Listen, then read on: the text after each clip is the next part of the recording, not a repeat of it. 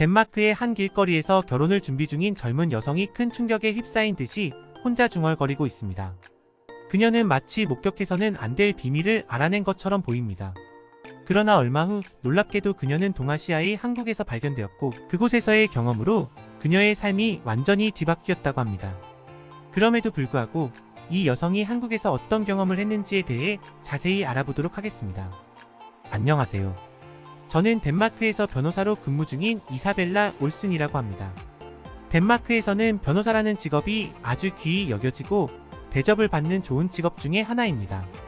물론 직업에는 귀천이 없다는 것에 동감하는 저였지만 저는 변호사가 되기 위해서 아주 피나는 노력을 했었죠. 왜냐하면 저는 무조건 성공한 인생을 살아야 했기 때문입니다. 저는 어린 시절부터 막노동을 한다는 이유로 늘 타인에게 무시당하며 살아온 부모님 밑에서 자란 아이였습니다. 그래서인지 저는 그런 부모님이 한심했고 경멸스러웠죠. 왜 저렇게 무시를 당하면서도 대꾸 한 번 하지 못하고 모든 피해를 짊어지고 살아야 하나라고 생각을 했던 것 같아요. 그래서 저 나름대로 그 이유를 분석한 결과 그 모든 것들은 우리 가족이 가난하고 하찮은 노동을 통하여 벌어먹고 산다는 이유 때문이라고 생각했습니다. 저는 부모님처럼 살아가기 싫었습니다. 치열하고 뜨거운 자본주의 세상에서 승리자로 군림하고 싶었죠. 그래서 제가 선택한 방법이 바로 변호사가 되고자 하는 것이었습니다. 덴마크에서 변호사만 된다면 저의 인생은 아주 드라마틱하게 변하여 부모님과는 완전히 다른 성공한 삶을 살아갈 것이라 믿어 의심치 않았죠. 그러한 일들이 있기 전까지는 말입니다. 저는 힘들게 변호사가 된 이후로도 한참 동안 일에만 매달려 살았습니다. 그도 그럴 것이 변호사라는 직업이 시험에 붙어서 변호사라는 직업만 가진다고 해서 끝나는 것이 아니었기 때문이죠. 실제로는 변호사가 되는 순간부터 새로운 시작이라고 해도 과언이 아닐 정도로 배우고 익힐 것들이 많았습니다. 그렇게 몇 년 동안에는 또다시 시험을 준비하던 수험생의 기분으로 열심히 하루하루를 살아나갔죠. 그 결과 저는 어느 정도 변호사라는 직업의 이해도가 높아졌고 여러 가지 일들이 어렵고 힘든 일이 아닌 쉽고 편한 일로 느껴질 정도의 내공이 쌓인 베테랑이 되어가고 있었습니다. 그리고 언제부터인지 그때부터는 서서히 주변에서 남자를 소개해주겠다는 분들이 많아지고 있었죠. 덴마크에서 변호사가 되면 결혼을 일찍 한다는 말이 있을 정도로 주변에서 소개가 자주 들어오는 인기 직업이라는 말을 들었지만 그것을 직접 몸으로 겪으니 기분이 남다르더군요. 마치 이미 제가 성공한 인생을 살고 있다는 착각이 들 정도로 말이에요. 저 또한 이제는 직업적인 안정감도 갖추었겠다. 잘난 남자를 만나서 결혼하여 가정을 꾸리고 안정적인 생활을 하고 싶은 마음이 있었습니다. 그래서 저는 고민 끝에 선자리를 나서보기로 작정했죠. 쉬는 날 선자리에 입고 나갈 옷을 구매하기 위해 쇼핑센터에 갔을 때였습니다. 그동안 남자는커녕 연애 한번 해보지 못한 저는 한껏 들떠서 이것저것 예뻐 보이는 옷들을 주워 담으며 쇼핑하고 있었죠. 그런데 바로 그때 저는 소스라치게 놀라며 기겁하고 말았습니다. 물론 저도 정신이 딴 데 팔려 있었기도 했지만 제 앞에서 오던 웬 남자 한 명이 제 몸에 커피를 잔뜩 쏟아버렸지 뭐예요. 기분 좋게 쇼핑 중이던 저는 갑자기 기분이 팍 상해버렸죠. 저에게 커피를 쏟은 남자는 동양인으로 보였어요. 키는 보통이었고 피부는 조금 까무잡잡했죠. 한마디로 평범한 인상이었습니다. 그 남자는 저에게 커피를 쏟은 이후에 너무 놀랐는지 입을 떡 벌리며 몇 초간 정적이 흐른 뒤에야 다급하게 사과를 했고 그제야 제 몸에 찐득하게 묻은 커피를 자기 손으로 연신 닦더군요. 그 남자의 손은 뭐랄까 두툼하고 통실했고 손바닥의 느낌은 거칠거칠한 것이 운동을 좋아하는 남자거나 아니면 험한 일을 하는 사람의 손처럼 느껴졌죠. 아니나 다를까 그 남자는 한국에서 건축 노동을 하는 사람이라고 소개하더군요. 근데 커피를 쏟은 게 너무 미안하다며 자신이 커피를 한 잔 사겠다고 그리고 세탁비를 물어주겠다고 했습니다. 저는 정중하게 사양하려고 했지만 그때는 무슨 마음이었는지 뭔가에 홀린 사람처럼 어느새 그 남자가 커피숍에서 커피를 마시고 있더라고요. 참 이상한 일이었죠. 한국에서만 살다 보니 처음에는 덴마크에서 생활하는 게 적응이 안 되더라고요. 불편한 점들도 한둘이 아니고 아마 이사벨라 씨도 다음에 한국에 오실 일이 있으면 제 말에 공감하실 겁니다. 이것도 인연인데 한국에 오시면 제가 한국 여행을 제대로 시켜드리겠습니다. 제가 일 때문에 한국 전 지역을 다녀봐서 모르는 곳이 없거든요. 저는 남자를 이성으로 한 번도 만난 적이 없었고 연애를 해본 적도 없었습니다. 그래서인지 남자와 이야기를 나누는 것이 이처럼 즐거운 기분을 줄 수도 있구나 하는 느낌을 받았습니다. 한국 남자와 저는 별 이야기도 아닌 시시콜콜한 이야기에 미소 짓고 웃으며 대화를 나누었죠. 한편으로는 한국이라는 작은 동방의 나라에서 막노동이라는 험한 일을 하는 남자에게 이 정도의 호감이 생길 정도면 덴마크에 부유하고 잘나가는 남자들은 대체 어느 정도로 나에게 만족감을 줄까? 라는 생각마저 들며 두근거릴 정도였죠. 모태 솔로였기에 가능한 생각이었다고 생각합니다. 한국 남자를 우연히 만나게 된 이후로 저는 결혼을 하여 성공한 인생을 완성하고자 하는 것에 집중했습니다. 그동안에는 모두 거절하던 선자리를 이제는 닥치는 대로 받았죠. 그렇게 저는 많은 덴마크 남자를 만나게 되었습니다. 그것도 사회적으로 명망받는 직업군에 종사하는 남자들과 부유한 남자들 위주로 말이죠. 하지만 저는 그들을 만나면 만날수록 왠지 모를 공허함만을 느끼게 되었습니다. 그들은 분명히 부유하고 사회적으로 인정을 받는 직업군에 종사하고 있는 소위 말하는 잘나가는 남자들이었는데도 말이에요. 그들에게 저는 이성으로서의 감정이 느껴지지 않았죠. 한편으로는 그딴 게 뭐가 그렇게 중요해? 라는 생각도 했습니다. 어차피 자본주의 사회에서 승리자로 살아가면 그뿐이잖아. 라면서 말이죠. 적어도 우리 부모님처럼 구질구질하게 타인에게 무시당하며 살지는 않을 테니까요.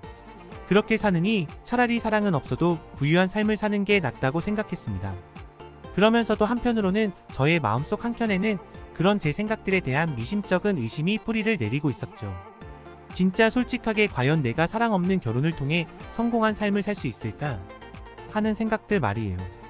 결국 저는 그러한 고민을 하면서 한 남자와의 연애를 시작하게 되었습니다.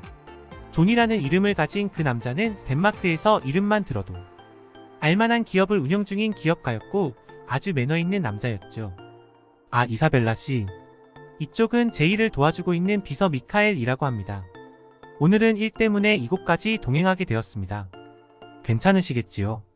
존은 어딜 가나 비서를 데리고 다닐 정도로 회사 일에 진심인 사람이었습니다. 하긴 그러기에 그토록 명망 높은 기업을 일궈낼 수 있었겠죠.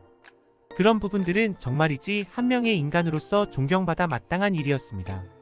존은 분명히 부족함이 없는 훌륭한 남자였고 괜찮은 남자였지만 이상하게도 저에게는 이성으로서의 호감은 생기지 않더군요. 하지만 그것을 채워줄 것들이 넘쳐나는 남자였습니다. 늘 저에게 매너있게 행동했고 저를 위해주는 말들을 자주 했죠. 그 사람도 저와 결혼을 전제로 만났습니다.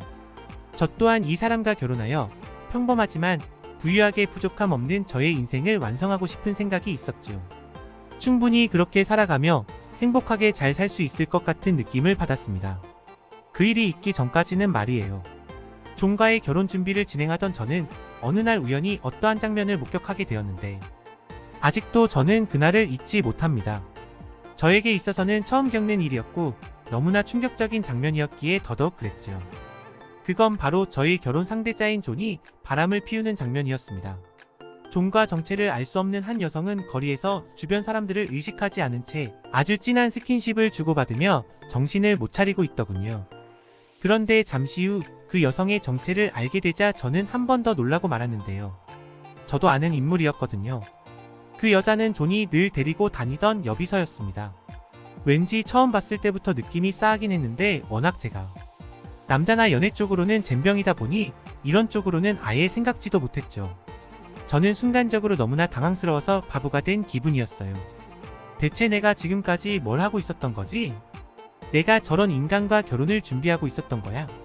저 자신에게 자괴감이 들었고 별의별 오만가지 생각들이 다 들더군요. 스트레스가 극에 달했어요. 진짜 어이없는 것은 그 와중에도 저는 타인들에게 보여지는 저의 성공한 인생을 위해서 이 모든 것들을 모른 채 하며 결혼을 진행해야 하는 것일까? 하는 질문을 자신에게 던져보았다는 점이었습니다. 저 자신이 증오스럽기까지 한순간이었죠. 결국 저는 그 이후로도 끝내 존에게 말하지 않았습니다. 네가 했던 그 더럽고 역겨운 행위들을 내가 보았다는 그 말을 말입니다. 망설이고 있는 거였어요. 아직도 확신이 서지 않았고 제 마음속에서는 저울질을 하고 있었거든요. 역겹다고 하셔도 어쩔 수가 없습니다. 정말 역겹지만 그게 저였으니까요. 저는 그런 역겨운 여자였습니다. 자괴감에 빠져서 한동안 술에 의지하여 지냈습니다. 왜 그랬는지는 모르겠지만 그 당시에 잠깐 스쳐 지나가듯 만났던 한국 남자가 생각이 났고 그 남자를 보았던 덴마크의 동네로 갔죠. 그리고 그곳에 있는 바를 찾았습니다. 그런데 참으로 이상한 일이죠. 뭔가를 생각하고 원하면 가끔 그 일들이 현실로 다가오는 일들이 있는데 그날도 저에게 그런 일이 생겼습니다. 그때 제 몸에 커피를 쏟으며 알게 된 한국 남자를 그곳에서 다시 만나게 되었거든요. 그 사람을 생각하면서 오게 된 동네여서 그런지 더더욱 반가운 마음이 컸습니다. 저의 마음을 그 남자에게 전부 드러내지는 않았지만 이곳에서 그 사람을 만난 것에 대한 반가움과 동시에 뭔지 모를 이상한 감정까지 솟구쳤죠. 기용이라는 이름을 가진 한국 남자와 그곳에서 많은 이야기들을 나누었고 다음날 눈을 떴을 때 우리는 한 침대에 누워 있었습니다. 그 사람과 같이 맞이한 아침은 숙취에도 불구하고 정말이지 개운한 느낌마저 들었죠. 정신도 맑아지는 느낌이었고요. 그날 이후로 저는 조금씩 생각들이 정리되는 느낌이었습니다. 특히 기용 씨가 저에게 해준 조언들이 기억에 깊이 각인되었죠. 이사벨라 씨, 사람 없는 결혼은 절대 안 돼요. 제 지인 중에서도 그런 사례가 많거든요. 뭐랄까 사람을 보지 않고 그 사람의 배경만 보고 결혼을 하는 케이스 말이에요.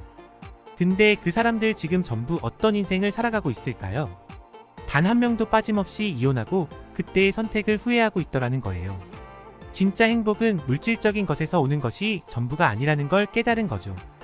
물론 그 대가는 충분히 치렀고 지금은 다들 행복하게 살려고 노력하고 있답니다. 제 생각은 그래요. 이사벨라 씨가 원하는 그 성공한 인생이라는 것 말이에요. 결국에는 이사벨라 씨가 행복해야 내 인생은 성공한 인생이다 라고 말할 수 있지 않을까요? 기용 씨에게 그러한 말을 들었을 당시에는 꽤 술에 취한 상태였음에도 술이 깬 지금까지도 너무나 선명하게 기억나는 걸 보면 저에게 꽤 감명 깊은 말이었나 봅니다. 저는 기용 씨의 조언 덕분에 제가 놓치고 있었던 부분들이 무엇이었는지 깨달았습니다. 기용 씨는 참 매력적인 남자였죠. 처음 만났을 때도 호감이 가는 남자였지만 오늘 만났을 때는 더 매력적으로 다가오더라고요. 보면 볼수록 저에게 이성으로서의 호감이 생겨났죠. 그래서였을까요? 저는 정말이지 믿을 수 없을 정도로 어처구니 없는 선택을 저지르고 말았습니다. 결혼을 준비하던 존에게 파혼을 선언했죠. 존, 나는 당신과 결혼을 할 수 없을 것 같아요. 어쩌면 당신보다 진짜 속물은 저였을지도 모르겠네요. 당신의 그 역겹고 더러운 이중생활을 눈감고 결혼하려고 했던 저였으니까요. 하지만 이제는 아니에요. 당신 같은 사람과 평생을 행복하게 살 자신이 없어요. 그 비서 X이랑 행복하게 잘 살아요. 저는 존에게 파혼을 선언한 뒤 알 수 없는 흥분감에 온몸을 주체할 수가 없었습니다. 그때는 딱 한 가지밖에 떠오르지 않았죠. 냅다 뛰어 택시를 탄 저는 기어이 기용 씨가 일하고 있는 건축공사 현장에 도달했습니다. 그리고 저는 지저분하고 덥수룩한 먼지를 둘러쓴 기용 씨를 발견했고 그에게 다가가 고백했죠. 당신을 사랑하고 있는 것 같다고 하지만 이게 무슨 일일까요? 기용 씨는 갑작스러운 저의 행동에 당황하지 않았고 오히려 이 순간을 기다려온 사람 같았습니다. 차분하게 저를 반기던 기용 씨는 조용히 제 앞에서 한쪽 무릎을 꿇으며 저의 손등에 키스했죠. 프러포즈는 내가 할 수 있게 해주지. 무슨 여자가 이렇게 성미가 급해? 그건 그렇고 이사벨라, 나랑 결혼해 줄래? 저는 그날 이후 덴마크에 있는 모든 것을 정리하고 한국이라는 생소하고 낯선 동방의 나라에서 살아가고 있습니다. 기용 씨는 덴마크에서 공사일이 마무리되는 대로 저와 같이 한국으로 넘어왔죠. 평생을 덴마크에서 살아가던 사람이 낯선 한국이라는 동방의 나라에서 살아가는 게 힘들지는 않냐고요. 천만의 말씀이에요. 솔직히 말하자면 요즘에는 왜 진작에 이런 곳에서 살지 못했는지 분통이 터질 정도로 행복하답니다. 병원과 같은 인프라를 이렇게 손쉽게 이용이 가능한 곳이 한국이었고 그 누구보다 낯선 타인에게 친절과 배려를 베풀어주는 사람들이 한국인이었어요. 물론 한국어를 배우는 초반에는 조금 힘들었던 것이 사실이죠.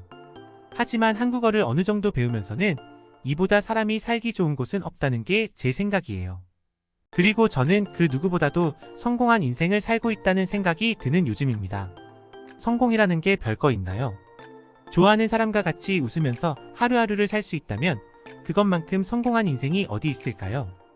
여러분들의 구독과 좋아요, 알림 설정은 영상 제작에 큰 힘이 됩니다. 듣기 주셔서 감사합니다. 오늘의 영상은 이게 전부입니다. 모두가 건강하길 바랍니다.